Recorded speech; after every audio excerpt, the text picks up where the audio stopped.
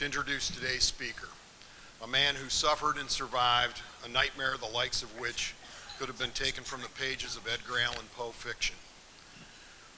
Kirk Bloodsworth was a Marine who had been honorably discharged from military service after 6 years, was working as a commercial fisherman on the eastern shore of Maryland when he was charged with and convicted of the brutal rape and murder of a 9-year-old girl, and subsequently sentenced to death for those crimes, none of which he had committed. He maintained his innocence throughout the ordeal and fought his conviction, enduring nearly 9 years in prison, 2 of those facing execution. He not only lost his freedom during the prime of his life, but he lost his reputation, his friends, his home, his wife, and his mother, who tragically died before he was exonerated. He ultimately became the first person in the country whose innocence was incontrovertibly established by DNA testing. He was released from prison in 1993, and the following year was granted a full pardon by the governor. A lesser man would have succumbed to anger and bitterness, but instead Mr. Bloodsworth began working and fighting for others who had been wrongly convicted. He's been an ardent supporter of the Innocence Protection Act since its passage, and currently serves as the advocacy director of Witness to Innocence. He even managed to forgive those who sent him to death row, as well as those who shunned him and ignored his unimaginable plight. In that respect, he is a source of inspiration and truly deserving of respect and admiration. Unfortunately, Mr. Bloodsworth's wrongful conviction is not unique, and that should be a concern for us all. For when wrongful convictions occur, they not only work a terrible injustice on the individual who is imprisoned, they deny the victims of crime real justice and leave the actual perpetrator on the streets, further endangering the community. It's a losing proposition all around, and Mr. Bloodsworth's experience is a cautionary tale that should be duly noted and acted upon to prevent it from ever happening again. Most of you have never encountered someone who has been prosecuted for a capital crime, received a death sentence, and lived to tell about it. That is about to change. Please welcome Mr. Kirk Bloodsworth.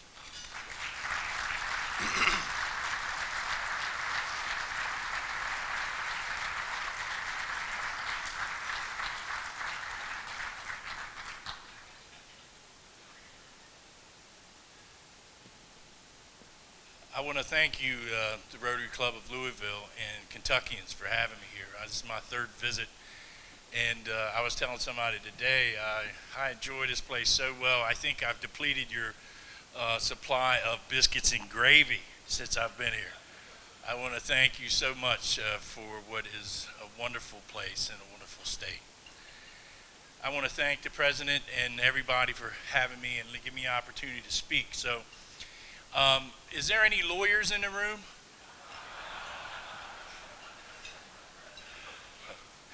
Well, I want to tell you the story about my first lawyer that I ever had. Now, I want you guys and gals to picture the prison visiting room and the glass partition, and you have to talk through the glass partition on a telephone type of application. And my lawyer came in off the street through an archway that was 8 foot high and 10 foot wide. And he sits in front of the glass and with his back to a brick wall. And the first thing out of his mouth, he says, "Kirk, you're in a lot of trouble." I thought that was very astute of him. He says, "But don't worry, I know my way around the courtroom and I know my way around the criminal justice system. We are going to find our way out of here together." We talked about the case for about 20 minutes, one of only 3 visits he came to see me in the 8 months it took to send me to death row into prison. And right before he gets ready to leave, he reiterates what he said in the beginning. He says, "Kirk, I know my way around the courtroom. I know my way around the criminal justice system. We are going to find our way out of here together." Put his hand on the glass to say goodbye. He picked up his briefcase, turned around, and ran right into the wall.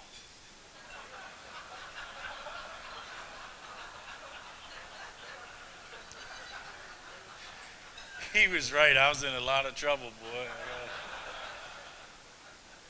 But on August 9th, 1984 at 2:45 in the morning. It wasn't funny at all. Open up. It's the Baltimore County Police Department. I have a warrant for the arrest of Kirk Bloodsworth. I go to the door, flashlights are shining, pistols are drawn. Step outside, Mr. Bloodsworth. You're under arrest of first-degree murder of Dawn Hamilton, USOB. They handcuffed me, read me my rights, and walked me to a police car. And that was the last time I saw my small hometown of Cambridge, Maryland, for 8 years, 10 months, and 19 days. 2 years on death row. In 1984, I was an honorably discharged Marine with no criminal record or criminal history. I'd just gotten married. I met a girl in Baltimore, and we got married, and we moved down to the Eastern Shore, which is about 100 miles from where the murder happened and where my wife was living and from. The description of the last person seen with Dawn Hamilton is as follows: 6'5", curly blonde hair, bushy mustache, tan skin, and skinny.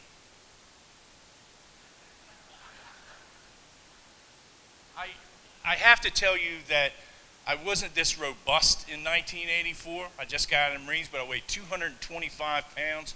My hair was as red as an apple. I had sideburns down to here. I had a red mustache. I had a missing tooth in the front.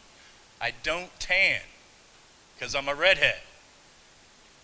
None of these things, and I'm about 6 foot tall. Now, the 5 identification witnesses in all positively said it was me. They had arrested me. The 2 main witnesses in this case were 2 little boys. One was 8 and one was 10 years old. And then he had 3 adult witnesses who positively said. They arrested me on a Thursday, and he had a lineup on that coming Monday. They called each and every witness, the police detectives in this case, called each and every witness in this case and said, look, we've arrested a suspect. By the way, his name is Kirk Bloodsworth. Don't watch television. We don't want to taint the ID. And this was a practice that they really thought that they were doing. Everybody in the Dawn Hamilton murder case watched me on television. Now they hold the lineup on that coming Monday.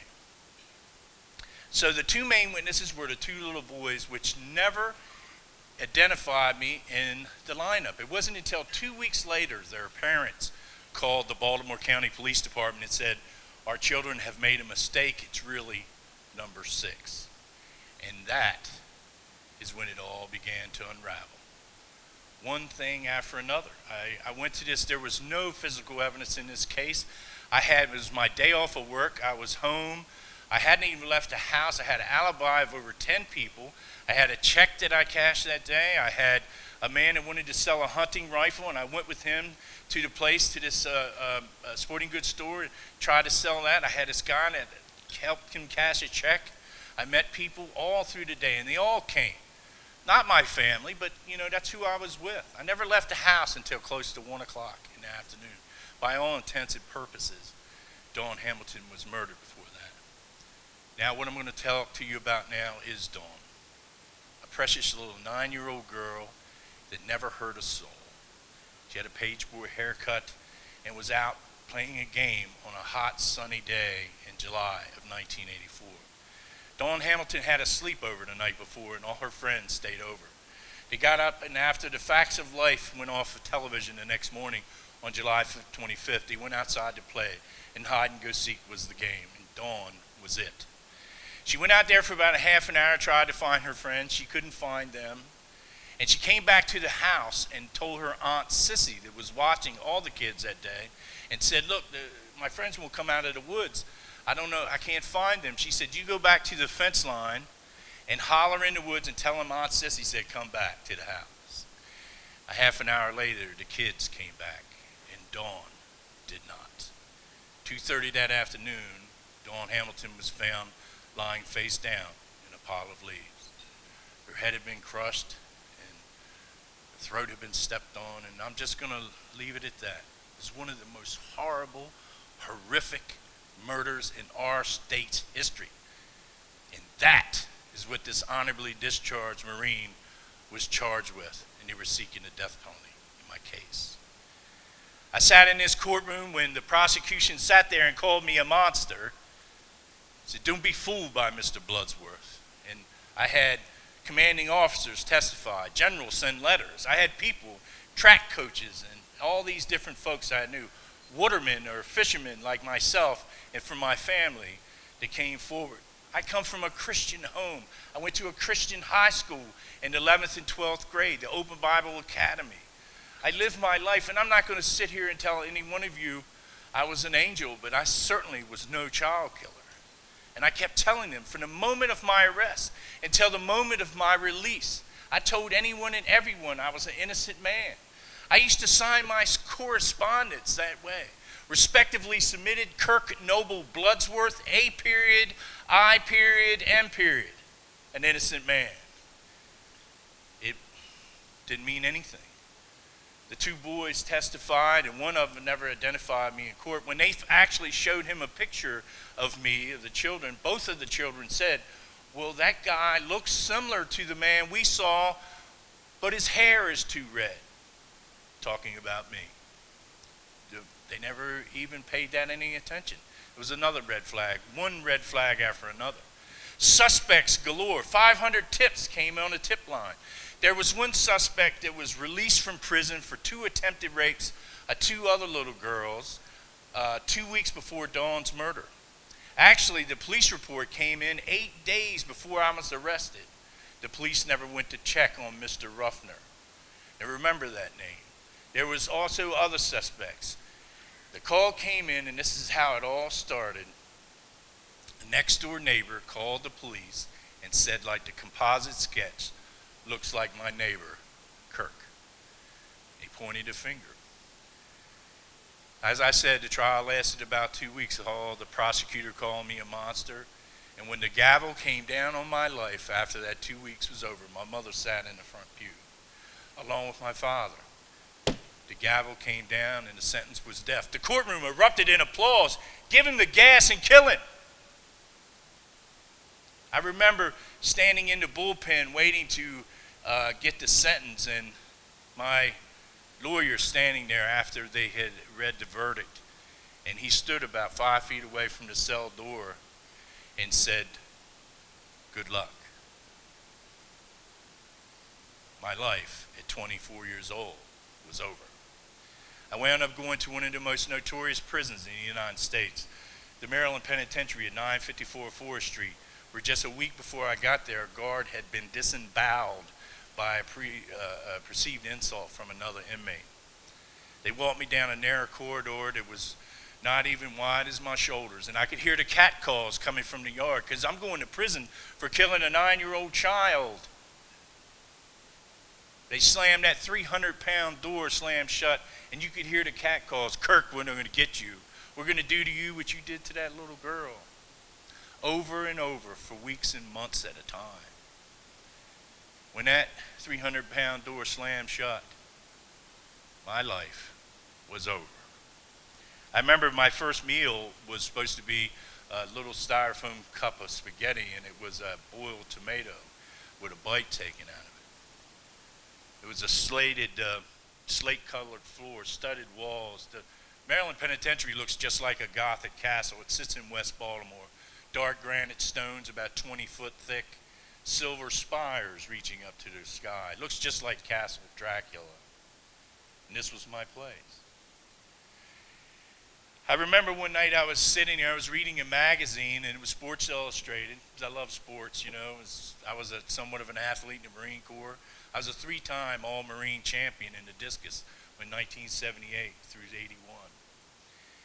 I loved my country, and I could not understand how I could come from there to this part. Never been arrested for anything in my life. I was reading this magazine, and laying on my bunk, it was just a piece of metal welded together, and a stainless steel toilet sat at my feet, and I was reading this magazine, and I was kind of looking up, and we had a little fluorescent light in the cell, and the power went out. And when I say the power went out, the lights went off. You could not see your hand in front of your face.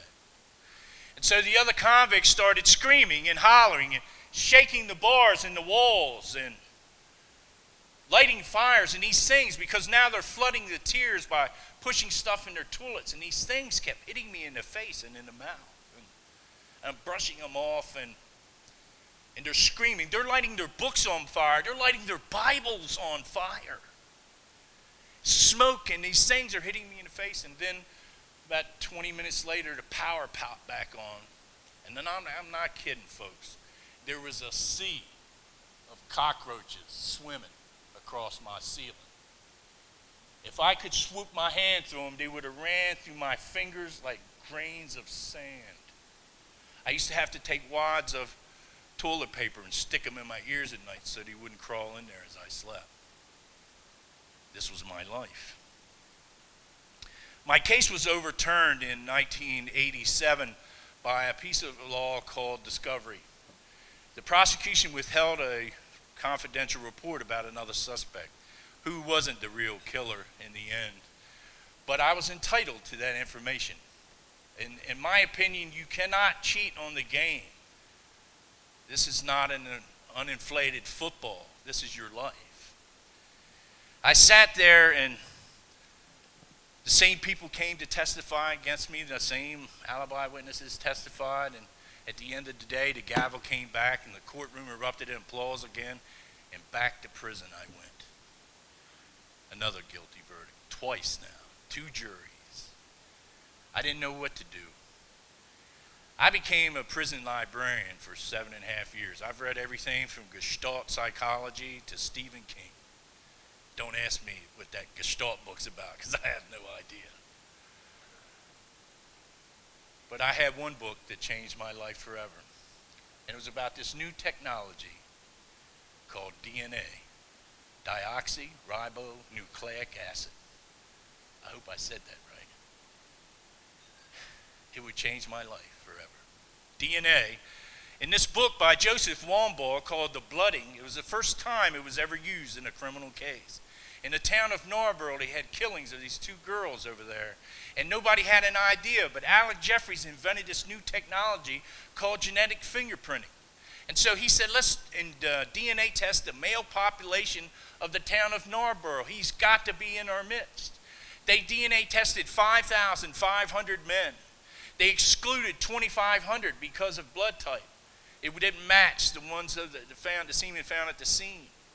So they DNA tested the rest of the 3,000 people, and they came back several months later. All these tests came back negative. Nobody was pointed out as the Narborough killer behind a DNA test. But the book goes on and says that 2 days later, a man was bragging to some friends of his that he had took a DNA test for the real Narborough killer. And that was Colin Pitchfork. And ladies and gentlemen, that's where my epiphany came. Colin Pitchfork became the first person convicted behind genetic fingerprinting. If it can convict you, why can't it free you? I started remembering all these police reports, possible semen stain on underpants, swabbing, slide, many spermatozoa seen in close quotes. I wrote the prosecutor a letter and I said, I want to take this new test. It's called genetic fingerprinting, and I need it to prove my innocence once and for all. I would write her every Christmas, every birthday, every Halloween, every Easter, and tell her I was innocent. She wrote me back a letter and said, Dear Mr. Bloodsworth, we regret to inform you the DNA has been inadvertently destroyed. I got so mad. I threw all my papers, my transcript, my police reports, everything in the corner. I lit a book of matches and was going to torch the whole place. And the matchbook blew out. And then it hit me. Maybe they don't know where it's at. It's a problem in a lot of jurisdictions. Preservation of evidence is one of the biggest keys to criminal justice in this country. We have to preserve the evidence in order to prove somebody's either guilty or innocent. I asked my lawyer he's a judge now in Washington, D.C., and he does know his way around the courtroom. And his name is Bob Morin. I said, Bob, I need to take this new test. It's called genetic fingerprinting. He said, Kirk, I'm already a step ahead of you. I've been there twice. They can't find the evidence. And I said, Bob, if you don't go back and look, I'm going to call you 20 times a day. collect. He went back to look. Sure enough, it wasn't in the evidence room where it was supposed to be. He was getting ready to come back to prison and tell me I was an innocent, I was an innocent man who was going to be in prison the rest of my life. But just as he left, the court clerk in my second trial was in the hallway, and he said, "Bob, what are you doing here?" They knew each other. He said, "I'm looking for the Dawn Hamilton evidence in the Kirk Bloodsworth case." And he said, "Oh, I know where that's at. It's in the judge's closet, in a paper bag, in a cardboard box, in the floor." And there was the evidence I needed. In 1992, there was only 2 DNA labs in the United States. Dr. Edward Blake in California and one in Boston, and the one in the FBI had not yet come online. We sent it to the best one, Dr. Edward Blake. It took a year. But in the meantime, tragedy struck me as hard as anything. I've been a Marine, but I was also a son. My mother passed away 5 months before the results came back. She's the reason I can read. You all would like my mom. She's about this tall. She would tell me all kinds of things. When you read her letters in the postscript, it would say, if you don't stand for something, you'll fall for anything. And right is light. And she always tried to make me laugh too. She said she hated somebody to sit down and not do anything. And she says, "Don't sit there like a bump on a dill pickle. Get up and do something." I always liked that one. I miss her a lot. We talked 2 days before she died. I was allowed to see her for 5 minutes in handcuffs and shackles. I kissed her goodbye and went back to prison, an innocent man. This was my life. I was sitting in the cell one day, and a guard, this was in April, and it said, "Urgent, call your attorney. Urgent." I go to the day room. I'm a librarian, so I can get out and run around and whatnot, pass books out. I go to the day room, get on the phone, call Bob Moore and collect. And he answered every single call.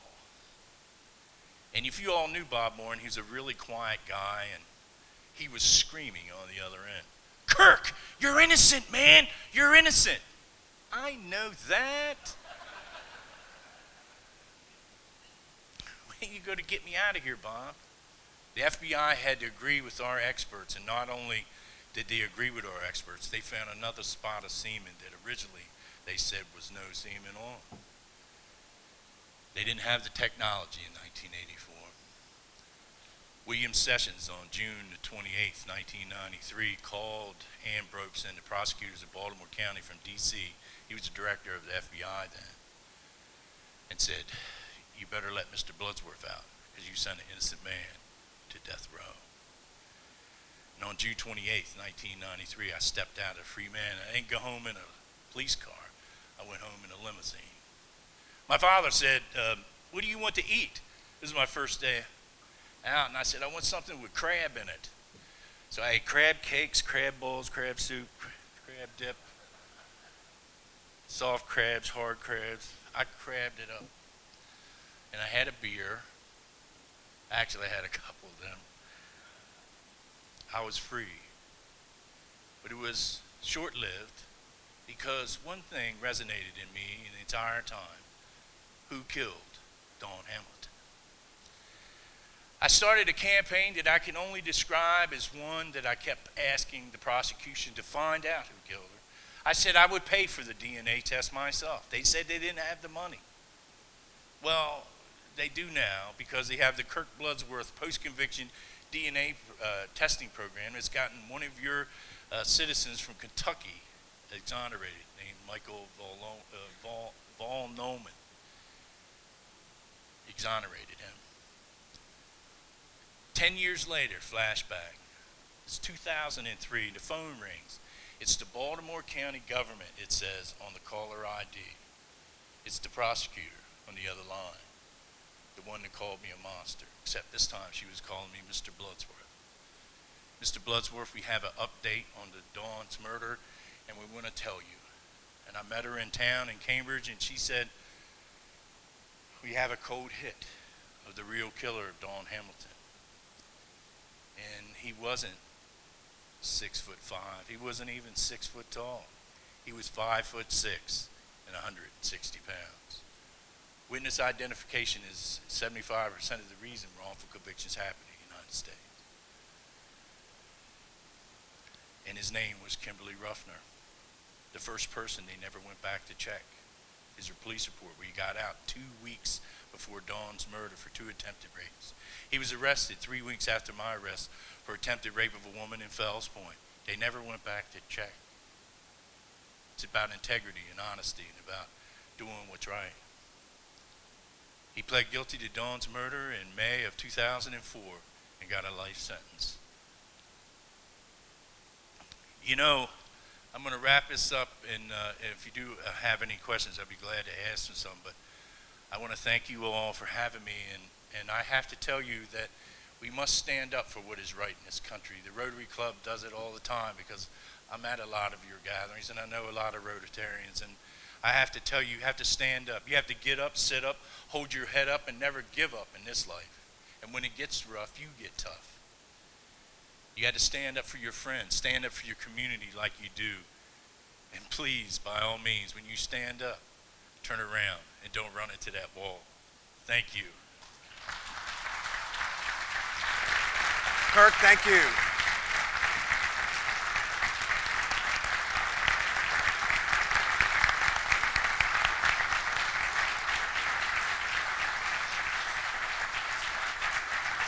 If you can stay up here for a second, we'll open the mics for any Rotarians that have any questions for Kirk.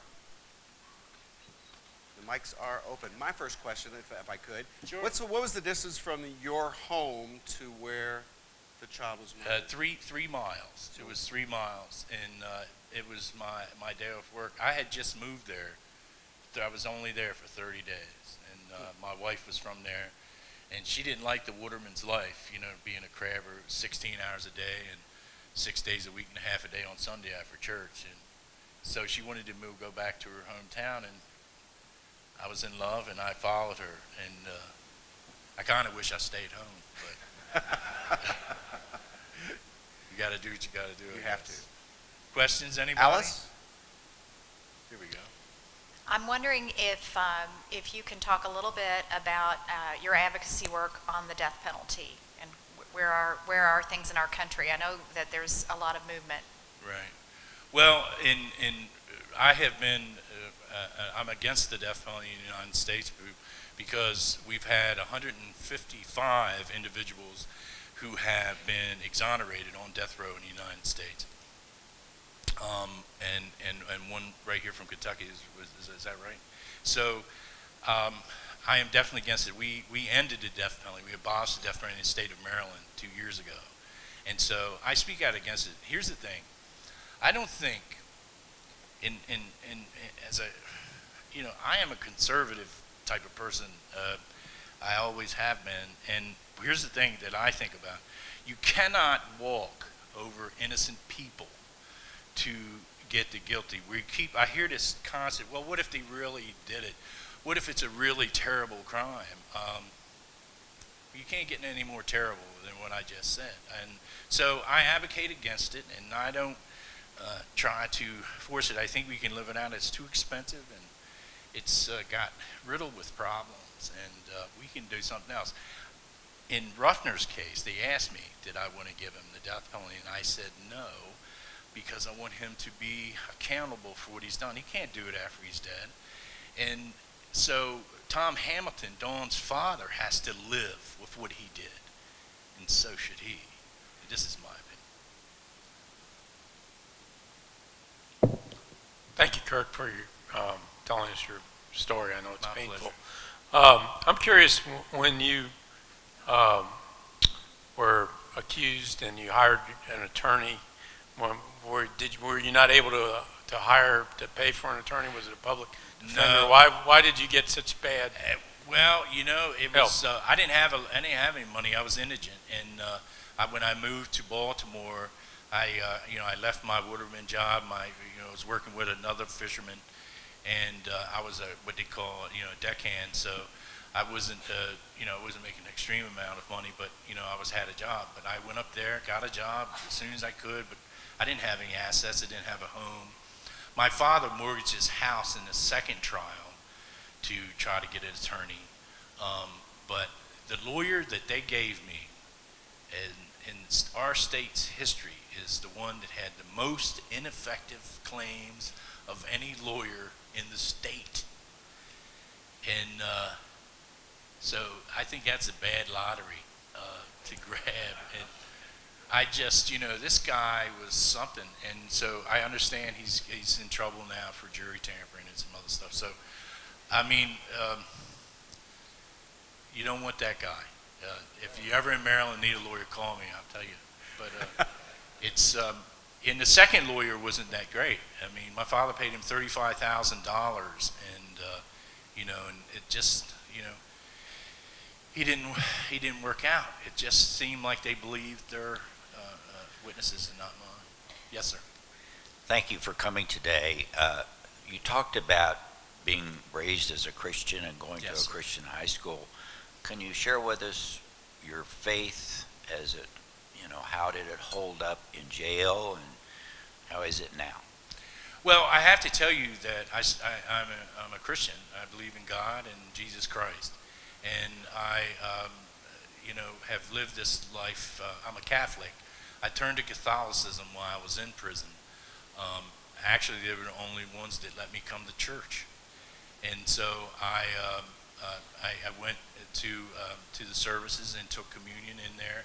I took the catechism right in. When Bishop Ricard was the one that ushered me into the church underneath the gas chamber in the penitentiary. So my faith is, I think, as strong as it can be. I mean, we're all sinners, and everybody are.